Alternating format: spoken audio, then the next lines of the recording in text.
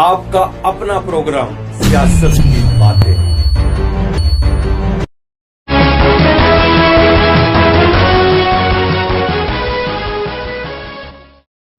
नमस्कार। जम्मू कश्मीर महासंग्राम 2024 में एक बार फिर आपका स्वागत है और मैं हूं दशपाल गुप्ता। जम्मू कश्मीर में विधानसभा के चुनावों में तेजी आ गई है। आज कांग्रेस प्रेसिडेंट ने अनंतनाग में एक बहुत बड़ी रैली को संबोधन किया और प्रधानमंत्री नरेंद्र मोदी भी जम्मू संभाग में डोडा में एक रैली को संबोधन करने के आ रहे हैं। उसकी तैयारियां जोरों से चल रही है और आज जम्मू के अंदर भी कांग्रेस ने भी, नेशनल कॉन्फ्रेंस ने भी और इसके साथ भारतीय जनता पार्टी के कैंडिडेट्स जो है उन्होंने भी अपने नामांकन पत्र भरे। सुबह रैलियों की होड़ लगी रही, ट्रैफिक जैम था हर जगह, ट्रैफिक व्यवस्था चरमरा गई थी। ये हालात बने हुए थे कि जिनकी फ्लाइट का था वो फ्लाइट्स भी अपने टाइम पे नहीं ले पाए। सतवारी चौक पे खासकर बहुत बुरी हालत थी, घंटों लोगों को चौक पे रुकना पड़ा और एक मुसीबत बन गई उन लोगों के लिए जिन्होंने एयरपोर्ट पे जाना था। इस व्यवस्था को लेकर चिंता जिनको है, सरकार को चाहिए तो प्रशासन को चाहिए कि ऐसे वक्त इन चीजों का ध्यान रखा जाए कि जिन्होंने टाइम पे एयरपोर्ट पे पहुंचना है, जिनकी फ्लाइट्स का टाइम है, वो किस तरह से पहुंच पाएंगे। घर से जल्दी निकलने के बावजूद भी 2-2 घंटे उन्हें अगर सतवारी चौक में ही रुकना पड़े और रैलियों की वाहवाही देखनी पड़े ना चाहते हुए, तो वो किस तरह से आगे का काम करेंगे, किस तरह से वो पहुंच पाएंगे। इन सब बातों के बीच में हम चुनावों की बात करेंगे। चुनाव जम्मू कश्मीर को लेकर जो है इस वक्त क्या स्थिति बन रही है। हर दिन जहां पे स्थिति और परिस्थितियां चेंज होती जा रही हैं, जम्मू के और कश्मीर के अंदर भी। इन सब के ऊपर आज हम बात करेंगे। हमारे साथ है ब्रिगेडियर विजय सागर दिमान साहब, एक डिफेंस के साथ साथ इन्हें राजनीतिक एक्सपीरियंस है, एक बहुत बड़ी पकड़ रखते हैं जम्मू कश्मीर की राजनीति में और इन चुनावों में इनकी खास निगाहें टिकी हुई हैं। पीर साहब, आपका बहुत बहुत स्वागत है। धन्यवाद, बहुत बहुत pleasure to be on your platform. Pir Sahab, इस वक्त तेजी आ रही है चुनावों में, आप थोड़े ही दिन रह गए हैं पहले फेज के चुनावों को लेकर। इस वक्त जो भारतीय जनता पार्टी है अपनी पूरी कोशिश कर रही है कि अपने कैंडिडेट्स को कामयाब किया जाए। होम मिनिस्टर आए यहाँ पे, प्रधानमंत्री आ रहे हैं, डॉक्टर जितेंद्र सिंह वो अपनी कॉन्स्टिट्यूंसी में जितने भी उनके असेंबली कॉन्स्टिट्यूंसी है जगह जगह वो जा रहे हैं। बाकी नेता भी यहाँ पे आ रहे हैं, राज सिंह भी आए थे। इन सब चीजों को लेके कांग्रेस भी जो है उसने भी दबाव पूरा बनाया हुआ है, नेशनल कॉन्फ्रेंस ने भी कश्मीर में बनाया हुआ है, पीडीपी खामोशी के साथ चल रही है लेकिन किसी से पीछे नहीं है। इन सब चीजों के बाद क्या लग रहा है जम्मू कश्मीर की जो राजनीति है वो किस तरफ जा रही है, इन चुनावों में क्या असर होगा? देखिए, सबसे पहले मैं आपको यह बता दूं, इन चुनावों में इंटरनल बात हम बाद में करते हैं, एक एक्सटर्नल मैसेज आने वाला है दुनिया भर को कि ये जो पिछले इतने सालों से 70-75 सालों से एक ये कश्मीर का मुद्दा दुनिया भर में छाया हुआ है, खैर उसकी रेलेवेंस घटती जा रही है। इन चुनावों में मोस्ट प्रोबेबली क्या 100% मैं बोलता हूं कि वो एक इररेलेवेंट हो जाएगा। लोगों को पता लग जाएगा कि जम्मू कश्मीर के, चाहे वो कश्मीर के लोग हैं चाहे किसी भी रीजन के लोग हैं, वो भारत की कॉन्स्टिट्यूशन में बिलीव करते हैं और वो भारत के साथ हैं। ये एक मोदी गवर्नमेंट के लिए जो सेंटर में बैठे हुए हैं, इनके लिए बड़ा चैलेंज है। ऑफकोर्स इलेक्शन जीतना तो उनका पर्पज होगा ही होगा, परंतु उसके पहले उन्होंने ये, उनका मतलब ये होना चाहिए, ये रादर है कि किसी भी तरीके से वोटर टर्नआउट है जो मैक्सिमम हो सके।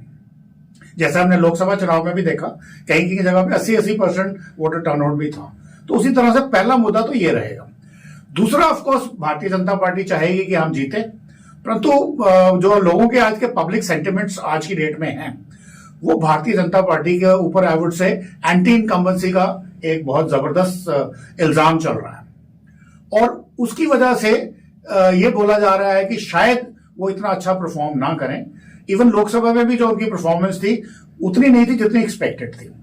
परंतु भारतीय जनता पार्टी का एक अच्छी बात यह है कि इन्होंने अपना पूरा का पूरा जो है वो झोंका हुआ है किसी तरीके से वैली की पब्लिक को अपने फेवर में करने के लिए, और उनके लिए उन्होंने बहुत काम किए हैं, बहुत प्रोग्रेस हुई है। आज वो वहां पे टूरिज्म अगर मान लो करोड़ों के हिसाब से आ रहा है तो वो उनकी अचीवमेंट है। सर, एक बात में आपने एंटी कमेंट्री की बात की। भारतीय जनता पार्टी यहां पे हुकूमत नहीं कर रही थी, गवर्नर रूल था जहां पे एलजी की हुकूमत थी, लेकिन भारतीय जनता पार्टी बिना वजह अपनी टांग बीच में अड़ाती रही। हर चीज के ऊपर अपनी रिस्पॉन्सिबिलिटी लेती रही, एंटी कमेंट्री उनके नाम पड़ गई, हालांकि नहीं जानी चाहिए थी, नहीं जानी चाहिए थी, क्योंकि भारतीय जनता पार्टी ने इतना बेखराव कर दिया है जम्मू कश्मीर के अंदर, खासकर जम्मू के अंदर, क्या मीडिया सेल को लेके बाकी चीजों को ले, वो उनके शायद कंट्रोल से बाहर हो रहा है। इतनी चीजें वो एक साथ कर रहे हैं कि उनके कंट्रोल से बाहर हो रहा है, और भारतीय जनता पार्टी के अंदर वो लोग उनको लूट रहे हैं। देखिए आदर्श जी, इनफैक्ट मैंने एंटी इनकम्बेंसी लफ्ज बड़ा सोच के बोला कि मैं कितना मॉडरेट करूं इसको। आपने तो खैर खुल के बोल ही दिया, परंतु देखिए मैं फिर भी ये मानता हूं कि अगर हमारे लेट्स से हमें डाइसेंट्री लगी हुई है, तकलीफ है, डॉक्टर के पास भी जाना है, एट द सेम टाइम मान लो अगर आपकी आंख में चोट लग जाए तो आप आंख की चोट को ज्यादा देखोगे, डाइसेंट्री को भूल जाओगे। यही बात शायद मेरे ख्याल में मोदी जी के दिमाग में होगी। उन्होंने पूरा का पूरा अपना जोर है वो लगाया है कश्मीर में, और जम्मू वालों की जो दुखरियाड़े हैं वो हट गए हैं।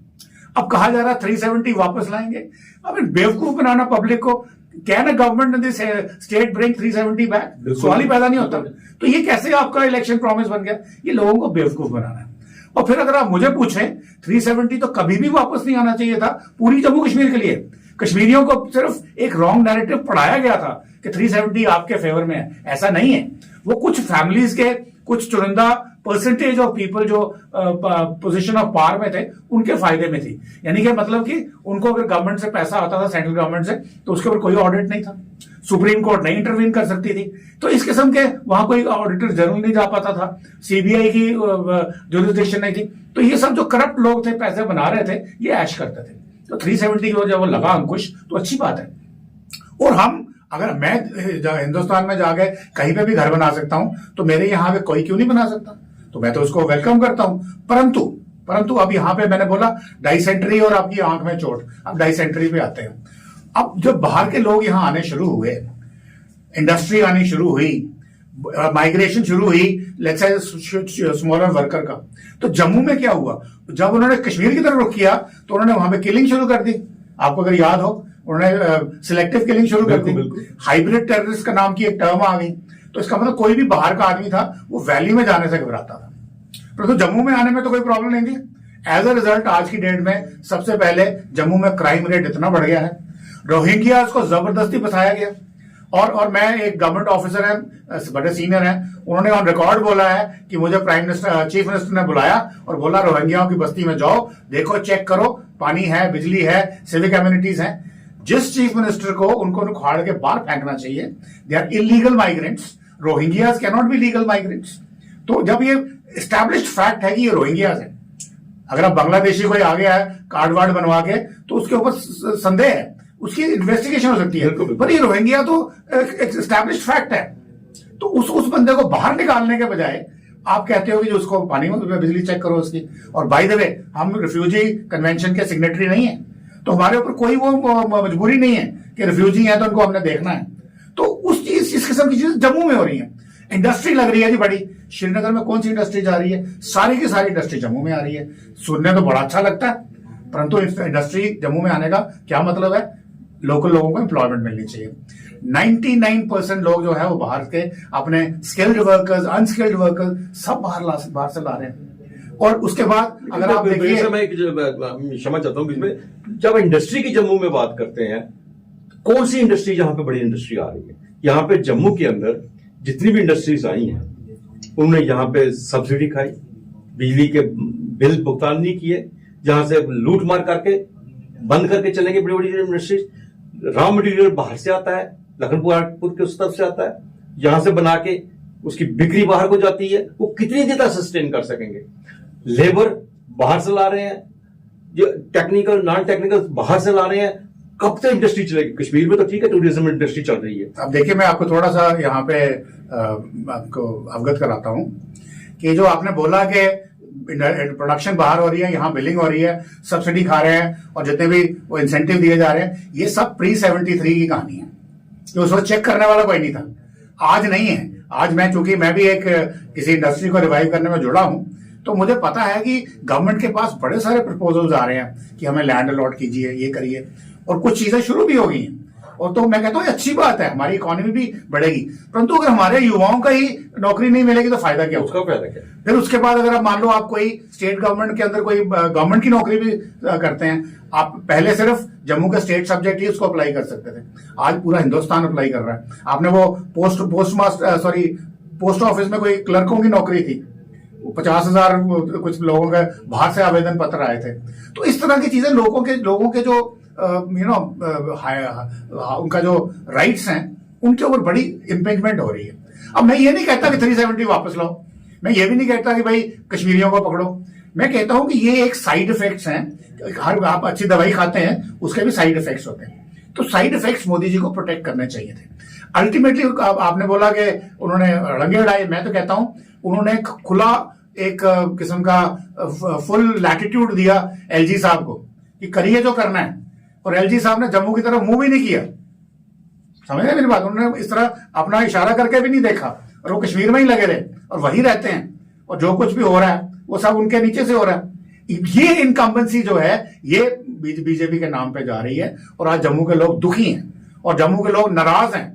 जब भी कभी कोई बीजेपी की बात करता है तो जम्मू के लोग कुछ बड़ी कहानियां बता देते हैं, बीजेपी के ऑफिस में क्या हो रहा है उसकी कहानियां बता देते हैं। तो ये गुस्सा है।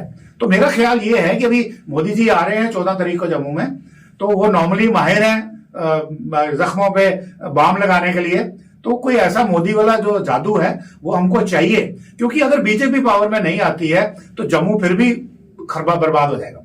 अब बीजेपी को जानना पड़ेगा कि अगर हमने आंख खराबी थी उसको ज्यादा मान लो मेडिकल ट्रीटमेंट की ज्यादा जरूरत थी, डाइसेंट्री को कम थी, तो अगर आंख नहीं ठीक हो रही कम से कम डाइसेंट्री तो ठीक करो। लेकिन मैं इसके साथ साथ बीजेपी की एक जो पिछला इतिहास आप देखो बीजेपी को जब भी हार मिली बीजेपी के गढ़ के अंदर बीजेपी के कारण मिली, क्योंकि बाकी नेता खड़े हुए हमेशा हर जो आप जम्मू ईस्ट की जब भी कभी बात करोगे तो आपने जम्मू ईस्ट के नाम से लगता था आंख बंद करके कहते हैं तो भारतीय जनता पार्टी की है, लेकिन वहां से कांग्रेस ने जीता। क्यों जीता? इसीलिए 2 बार जीता, इसलिए क्योंकि भाई आदर्श जी आप है जर्नलिस्ट, आपको राइट है खुल के बोलने का।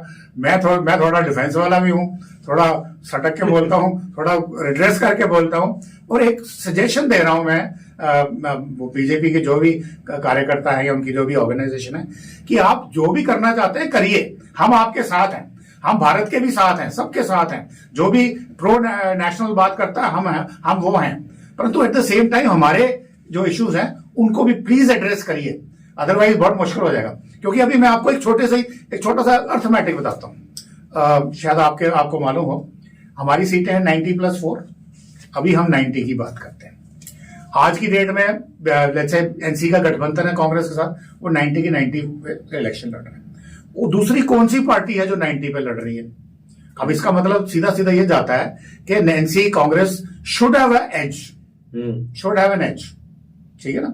अब बीजेपी अगर कहती है कि हमारी स्ट्रेटेजिक कोई तालमेल है, वैली के अंदर हम अपने कैंडिडेट्स नहीं उतारेंगे, हम कोई इंडिपेंडेंट्स हमें फेवर करेंगे या छोटी पार्टियां हमें फेवर करेंगे, ये उनकी स्ट्रेटजी है। पर मैं उसके अलावा कहता हूं कि जम्मू की बात करता हूं। देखिए जम्मू डिवीजन में 43 कॉन्स्टिट्यूएंसीज है, कश्मीर में 47। कश्मीर की 47 में कोई हिंदू कोई या बीजेपी कोई एक भी सीट जीत सकती है? नहीं, मगर ठीक है किसी को सपोर्ट करे तो वो उनके फेवर में आ सकता है। उसी तरह से जो जम्मू में 43 हैं, इसमें 33 सीट्स हैं जहां एक हिंदू कैंडिडेट या बीजेपी का कैंडिडेट जीत सकता है। मैंने नहीं बोला जीतेगा, मैं बोल रहा हूं जीत सकता है, ठीक है जी। अगर आप इसी गणित के साथ चलें तो 33 और उधर कितनी गई? 67 2/3 मेजोरिटी तो वैसे ही गई, 2/3 मेजोरिटी तो वैसे ही गई। एट बेस्ट अगर आपने 33 जीत भी ली, हालांकि नेशनल कॉन्फ्रेंस का जम्मू क्षेत्र में भी बहुत ही इन्फ्लुएंस है, उनके कुछ अच्छे कैंडिडेट्स हैं जो जीत सकते हैं, तो वो ये भी खाएंगे, तो 2/3 तो गई। उसके बाद आपको कौन पूछेगा? पिछले 75 साल का आपका 70 साल का 63 साल का एक्सपीरियंस है आपका। उसके बाद आप देखिए अब मिनिस्ट्री बनती है, मिनिस्ट्री में स्टिपुलेशन है कि कोई भी मिनिस्ट्री 15% से ज्यादा नहीं बना सकती। बिल्कुल। तो 15% अगर 90 का देखें 8 ही मिनिस्टर तो बनेंगे? नहीं 15%, तो 12-13 के आसपास आते हैं। अब अगर कश्मीर की पार्टियां 8 हैं, मान लो 8 की 8 उनके साथ है, एक मिनिस्टर तो सबको देंगे, तो 8 तो हो गए। एनसी अगर हेड पे आती है, कांग्रेस को भी देने हैं, तो अपने कांग्रेस को और खुद को 2-2 3-3 देंगे, कुछ करेंगे।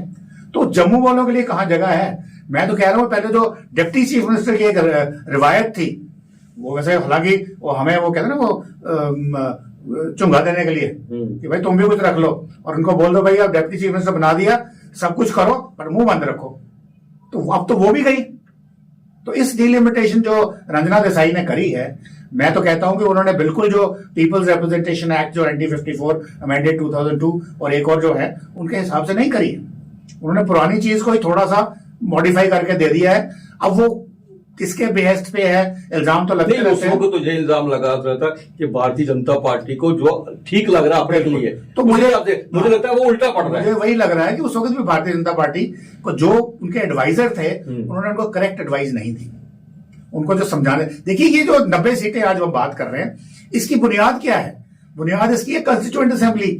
उसकी डिलिमिटेशन की थी आर्बिट्री तरीके से। Sheikh Abdullah was in power 100%। उसने जो सीट बना दी बन गई। अब सीटें तो हमने इंडियन कॉन्स्टिट्यूशन के हिसाब से बननी है ना, पीपल्स रिप्रेजेंटेशन एक्ट के जो, या अगर उसके पहले जम्मू कश्मीर का रिप्रेजेंटेशन एक्ट था, उसमें 5 फैक्टर्स लिखे हुए हैं जो कंसिडर करने पड़ते हैं कि सीट कैसे बनानी है। तो उसमें अगर उस वक्त ठीक हो जाता, अगर आप मुझे पूछें तो जम्मू में अगर जो जिस फॉर्मूले पे कश्मीर में 47 सीट्स है, वही फॉर्मूला अगर जम्मू पे लगाया जाए एग्जैक्टली सिमिलर, तो जम्मू की कम से कम 65 से 70 सीटें। बिल्कुल सही कहा। और ये मैं प्रूव कर सकता हूं क्योंकि 2 बार ये एक्सरसाइज कर चुका हूं मैं। तो इसलिए यहां पे उनकी क्या स्ट्रैटेजी थी, स्ट्रैटेजी तो अपनी तरफ से अच्छी बनाई होगी, बट मुझे लगता है जो उनके एडवाइजर्स थे वो शायद ठीक नहीं थे, या उन्होंने अपना काम नहीं किया। और ये उसका रिजल्ट आज देख रहे हैं कि बीजेपी जहां पे भी कैंडिडेट फील्ड करती है, कोई ना कोई जरूर नाराज होता है। अब हर किसी को ठीक भी नहीं किया जा सकता, ये भी मैं मानता हूं, बट देन इतना नाराज नहीं होना चाहिए कि वो अपना मोर्चा लेके निकल पड़े या इंडिपेंडेंट खड़ा हो जाए। तो इस किस्म की चीजें जो ऑर्गेनाइजेशन है, भारतीय जनता पार्टी की हमने बात की है, लेकिन इसके साथ हम अगर कांग्रेस की भी बात करें, क्योंकि जम्मू संभाग के अंदर जो है कांग्रेस और Bharatiya Janata party 2 national party है। हालांकि इसका कोई शक नहीं है कि नेशनल कॉन्फ्रेंस का भी अपना यहाँ पे एक रहा है, अच्छा रहा है, उन्हें भी अच्छी जहां से 2-3 सीटें निकालते रहे हैं। लेकिन इस मौके पर जबकि कांग्रेस और नेशनल कॉन्फ्रेंस का समझौता हो चुका है, कांग्रेस को नेशनल कॉन्फ्रेंस का समझौता भी भारी पड़ रहा है। देखिए कांग्रेस को पता नहीं, मुझे राहुल गांधी का क्या दिमाग है, वो उसके एडवाइजर कौन है, या फिर वो जो जॉर्ज सोरोस और सैम पेट्रोडा ने उसको जो टूल किट दिया है वो चला रहा है। अब बार बार उसको पूछा जा रहा है कि एनसी बोल रही है कि हम 370 हटाएंगे, सॉरी लाएंगे, 370 लाएंगे, 35 लाएंगे, मिलिटेंट्स के जो जेल के अंदर है उनको छोड़ देंगे, उनके बच्चों को नौकरियां देंगे। ये बात कांग्रेस क्यों नहीं एक्सपेक्ट करती? अगर वो बोले हाँ हम साथ दे रहे हैं, तो पूरे बेस्ट ऑफ इंडिया में कांग्रेस खत्म है। और अगर यहाँ उनका साथ नहीं देती है तो फिर यहाँ क्या करें? वही कहना, जम्मू में उनका क्या आधार रहेगा? जम्मू में तो कभी मानने को तैयार नहीं। एज ए रिजल्ट क्या होगा, कांग्रेस का भी मेरे ख्याल में ऑलमोस्ट लफज सफाया तो नहीं मैं बोलूंगा, बट वही हाल होगा जो। लेकिन इसके साथ बरगेंडी साहब, आप कश्मीर में भी नजर डालें तो कश्मीर में जहां पे एनसी की आज की बात करते हैं, लेकिन एनसी के साथ साथ वहां पे जो छोटी छोटी 2-3 पार्टियां, चलो छोड़िए 1-2 सीट ले सकते हैं, लेकिन पीडीपी का वहां पे आज भी होल्ड है। पीडीपी जो है गुपचुप आगे चल रही है। नेशनल कॉन्फ्रेंस अकेले सरकार नहीं बना सकती। कांग्रेस को जिस तरह से हम देख रहे हैं, इतनी सीटें कांग्रेस भी नहीं ले सकती कि नेशनल कॉन्फ्रेंस में मिलकर सरकार बना ले। अब इंजीनियर रशीद को भी जमानत मिल गई है, और वो भी 2 अक्टूबर तक, जब तक चुनावों का प्रचार होता है। बारामूला जो उनका लोकसभा क्षेत्र है, वहां जो जितनी भी असेंबली सीटें उन पर अच्छा खासा प्रभाव है, वो अलग एक लेके चल रहे हैं। तो किस तरह से जम्मू कश्मीर की सरकार का नक्शा क्या होगा? देखिए नक्शा क्या होगा ये बताना तो बहुत मुश्किल है, बट आपने 2 चीजें बड़ी इंपॉर्टेंट बोली हैं, पीडीपी और इंजीनियर रशीद। अभी जो लोगों के बीच में गुपचुप बातें हो रही है, अब सच है कि नहीं पता नहीं, बस बात लाइकली तो लगती है। वो कहते हैं बीजेपी ने ऑलरेडी उनसे समझौता कर रखा। जो आए हैं तो उसका यही रीजन जो बार बार कह रहे हैं, या मैं वही कह रहा हूं कि पीडीपी जो है, अगर आपने नोटिस किया है, महबूबा मुफ्ती, उनकी बेटी जो बिल्कुल दे स्प्यू वेनम, यानी कि आग उगलते थे एंटी इंडिया हर बात में, उनके तेवर नरम हो गए। जमात इस्लामी बैंड, परंतु बंदे तो है ना, बंदे तो इंडिपेंडेंट तो खड़े हो सकते हैं, नाम ही नहीं लेना। वो सब पीडीपी के समर्थक हैं, 100% समर्थक है। तो कहा यह जा रहा है कि शायद बीजेपी ने कोई स्ट्रेटेजिक लेवल पे उनसे कोई गुपचुप समझौता किया है कि अगर आप जीत जाते हैं हम आपकी सपोर्ट करते हैं, हमारा कैंडिडेट नहीं होगा, हमारे लोग आप, क्योंकि कश्मीर में ऑर्गेनाइजेशन तो बीजेपी की पूरी है, हर डिस्ट्रिक्ट में है, मैं खुद मिल चुका हूं उन लोगों से। बट ये है कि वोट लेने इट्स ए टेढ़ी खीर है, उसका रीजन है तो क्योंकि अपीजमेंट से तो कभी होता नहीं है। और मैंने आपको बताया था लास्ट इंटरव्यू में कि जो मैंने दौरा किया था 3 महीने पहले, मैं यूथ से मिला था, पुलिस से मिला था, तो उन्होंने बताया कि देखिए सेंटिमेंट बदल चुका है, लोग एंटी इंडिया नहीं है, लोग जो इंडिया की प्रोग्रेस है, जो उसकी प्रगति है, उसमें हिस्सा बनना चाहते हैं। तो उसके लिए वो तो है, पर जहां वोट देने की बात आती है वो उन्होंने रिलीजन के नाम पे मानना है, और रिलीजन के नाम पे वोट मांग के ये उसको एक बड़ा खतरा हमारे लिए पैदा हो जाता है। उसी तरह इंजीनियर रशीद का भी यही बताया जा रहा है कि उमर अब्दुल्ला को हराना था, वो हरा के दिखा दिया दुनिया के सामने। आज भी वो 2 सीटों पे लड़ रहे हैं, और वो 2 सीटों पे जब कोई लड़ता है तो आपको सबको पता क्यों लड़ता है, बिल्कुल, क्योंकि उनको खतरा होता है यार एक से ना जीते। तो ये उन्होंने कहा है ना कि जेल से कोई और ना खड़ा कर दे मेरे। बिल्कुल बिल्कुल। तो इस चीज किस्म की जो चीजें हैं, जो इसके जो समीकरण बन रहे हैं, ये अभी अभी अभी बीजेपी का कैंपेन शुरू हुआ ही है। लेकिन ब्रिगेड साहब, मैं एक बात जरूर कहूंगा कि भारतीय जनता पार्टी को अपना घर संभालना पड़ेगा। बिल्कुल बिल्कुल। अपना घर अगर नहीं संभाला, ये 10 साल के बाद जो मौका उनको मिल रहा है उनके हाथ से रेत की तरह। देखिए इनकी तरफ, इनके लिए मौका तो गया, रेत की तरह आपने बोला, हमारे लिए जम्मू के डोगरों के लिए भी गया, जम्मू वालों को भी गया। हमारा जो अभी तक जो हमारा जो कल्चरल हेरिटेज सब खराब हो चुका है, एम्प्लॉयमेंट राइट्स, बच्चों के नशा कराना, ये कराना वो कराना, ये जो सब कुछ हो चुका है, ये लास्ट चांस था। मोदी जी की वजह से कुछ ठीक हो सकता था, और अगर ये इस वक्त भी निकल गया तो फिर आप समझिए लोग पूछेंगे भाई डोगरा कौम कोई होती थी क्या। बिल्कुल सही। तो इस किस्म की चीजें हैं जो बननी चाहिए, बट अब we are keeping a fingers crossed, let's say क्या होता है। तो उम्मीद करते हैं कि भारतीय जनता पार्टी को वक्त रहते ये समझ आ जाएगी, बाहर से लाए हुए मीडिया आपको फायदा नहीं दे सकते, जम्मू का मीडिया आपको फायदा दे सकता है, लोकल सोशल मीडिया आपको फायदा दे सकता है। बाहर से आके मीडिया वाले जम्मू के मीडिया के नाम से आपको लूट रहे हैं और गलत प्रचार आपके विरुद्ध हो रहा है। ये सब चीजें आपको समझ लेनी चाहिए। आपके रूठे हुए जो कैंडिडेट हैं उनको मनाना चाहिए, उनको अपने साथ लेके चलना चाहिए, तभी आप सरकार बना सकते हैं। नहीं वही बात होगी जिस तरह से ब्रिगेडियर साहब ने कहा, जम्मू के वाले एक बार फिर आकाश की तरफ देखते रहेंगे, जिस तरह से रेत मुट्ठी से खिसकती है उसी तरह से फिर एक बार बीजेपी के हाथ से आयु सत्ता खिसक सकती है। फिर साहब आप हमारे स्टूडियो में आए और आप अपने विचार रखे, इसलिए आपका बहुत बहुत धन्यवाद। बहुत धन्यवाद। आज के लिए बस इतना ही, नमस्कार।